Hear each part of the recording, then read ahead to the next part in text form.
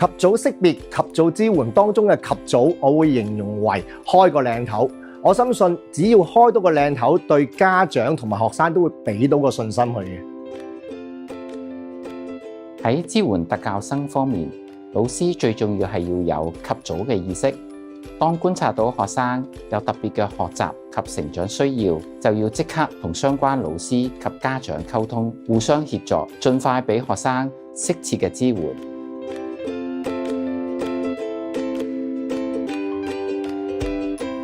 每年大概11月左右，當我哋知識到自行分配學位階段有邊啲有特殊教育需要嘅小朋友將會成為我哋嘅準小一學生嘅時候呢，我哋嘅老師就會立即聯絡相關嘅家長，睇下我哋有啲乜嘢及早準備。正正就係呢半年，我哋係可以制定到更長遠嘅策略。每年6月、7月嘅時候，我哋亦都會收到由教育局派俾我哋嘅2份文件。第一份文件就係學前兒童評估資料，第二份文件就係兒童發展進度綜合報告。呢2份文件令到我哋可以更加能夠了解到關於學生嘅需要，嚟部署更全面、更到位嘅支援服務。希望佢哋能夠真係做到 happy 開心、academic 學術兩者都能夠並存。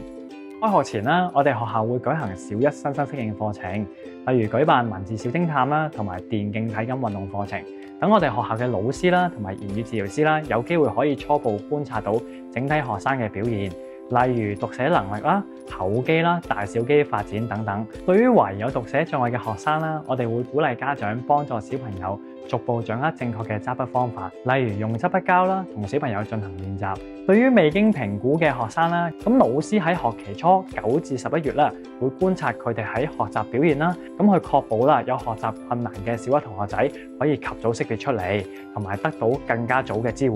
對於懷疑有言語障礙嘅學生，我哋都會盡快安排佢哋去見我哋嘅校本言語治療師進行跟進嘅。及早支援有特殊教育需要嘅學生咧，係需要持之以恆嘅。我就會走去同個老師同我一齊商討翻下點樣去到幫到佢哋，譬如話調適啲教學或者調適啲課業，會特別為某啲嘅學生去到放大手冊、放大工作紙。總之，務求令到有特殊教育需要嘅學生咧，係可以進行一個嘅自主學習嘅。學校及早識別同及早支援嘅安排，亦都會包括埋插班生啦。另外，我哋亦都會做好小5、小6學生嘅升中嘅準備，等我哋可以順利銜接中學嘅生活。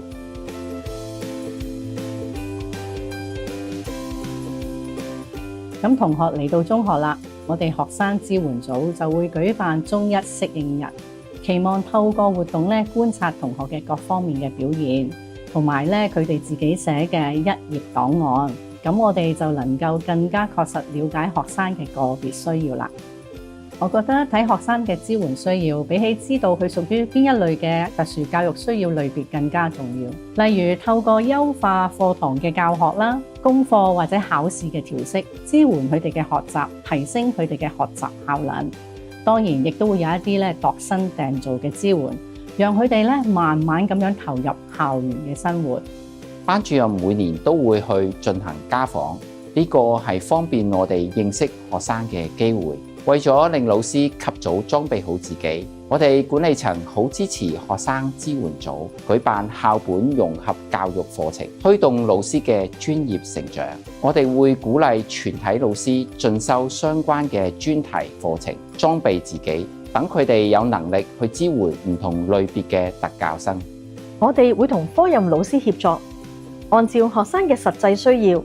共同制定有效嘅支援策略，為學生提供最適切嘅支援，並且適時檢討支援嘅成效。除咗學生嘅學習之外咧，咁學生嘅成長都係非常重要嘅。咁所以咧，我哋都會有好多成長小組俾啲學生啦。咁例如咧，初中咧，我哋會有啲治理同埋情緒管理小組嘅。咁而高中咧，我哋都會有啲生涯規劃啦，同埋減壓小組。咁咧，仲會有一啲嘅個別輔導。咁我都希望咧，呢啲小組咧能夠幫到學生咧快樂咁成長嘅。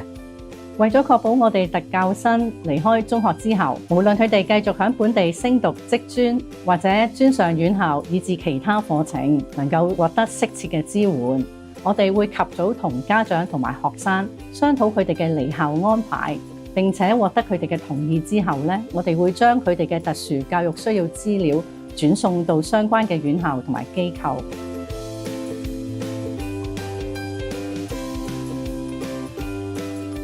及早支援同學嘅學習同個人發展需要，同時令佢哋盡快投入唔同嘅學習階段，令佢哋知道原來返學係可以好開心嘅。我相信呢點作為校長嘅我同埋我嘅團隊都係一個夢寐以求嘅一個嘅景象。